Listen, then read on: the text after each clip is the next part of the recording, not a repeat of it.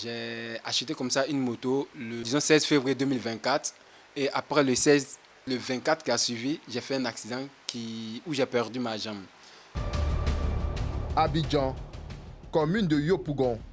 Le 24 février 2024, la vie de Ba Mamadou a basculé. Père de 3 filles, il a vu de près la tragédie des accidents de la route en Côte d'Ivoire. Mais au lieu de subir, il a décidé d'agir. Dans ce laps de temps où je quitte la maison pour l'accident, ça n'a même pas fait 10 minutes que son téléphone sonne et je lui fais savoir comme ça que j'ai fait un accident. Tellement surpris, il pensait que c'était un jeu vu que j'arrivais moi-même à l'appeler. Parce que c'était un jeu et je lui fais savoir comme ça que mon pied est coupé en deux. C'est là qu'il voit que c'est sérieux et il prend sa moto et vient sur le lieu de l'accident. À son arrivée, le temps d'appeler l'ambulance et autres pour venir faire l'accident à 8h30, 33 comme ça, minutes. Vu que dès qu'il a fait l'accident, mon téléphone était avec moi. Et j'ai vu l'heure. Et l'ambulance s'est présentée à 10h30. Le temps de quitter sur le lieu de l'accident pour arriver au CHU. Nous sommes arrivés au CHU de Treichville à 11h30. Et à 11h30, quand nous sommes arrivés au CHU, le temps de faire les papiers et autres, histoire d'argent et autres, nous avons tout réuni. L'intervention a eu lieu au CHU à 16h30, 40 par-ci.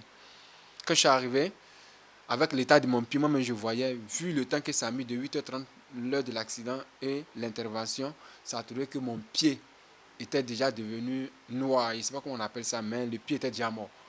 Donc quand ils m'ont proposé, ils m'ont dit qu'il n'y a rien à faire, que c'était pour l'amputation, j'ai sur le champ accepté. Parce que moi-même j'ai vu l'état de mon pied, je vois qu'il n'y avait rien à faire si ce n'était pas l'amputation. En 2024, les accidents de la route ont baissé de 6%, les blessés de 14% et les décès de 30%.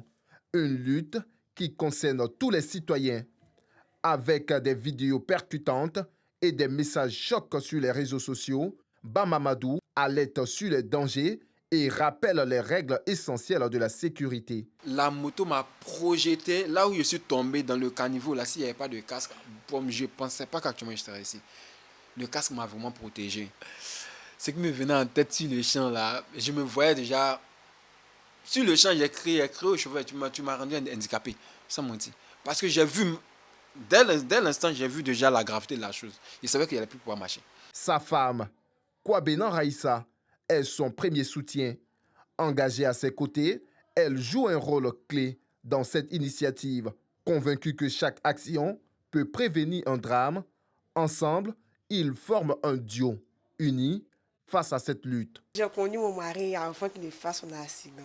Donc, quand il y a eu l'accident, rien n'a changé à mon niveau. Là, quand j'arrive, je le vois couché sur le braquage. Je dis, ah putain, le pied attaché. Il dit, ah, vraiment. Je t'ai parlé, tu ne m'as pas écouté. Moi, je t'ai dit, Abidjan, j'ai fait de moto là. Moi, je n'aimais pas. Mais comme c'est déjà arrivé, c'est pas le mot de venir te faire le moral. Donc, on va surmonter ça ensemble. Nos enfants vont bien. On a 3 filles. Elles vont parfaitement bien.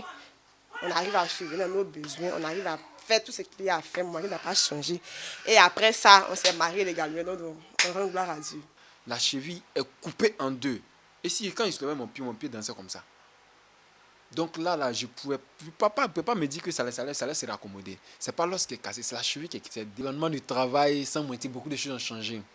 Parce que déjà, au travail, je ne peux pas aller au boulot 7 jours sur 7. La vie ne s'arrête pas après l'amputation. Après l'amputation, c'est maintenant même qu'on doit avoir la rage de pouvoir se battre pour ne pas que les gens puissent nous voir autrement.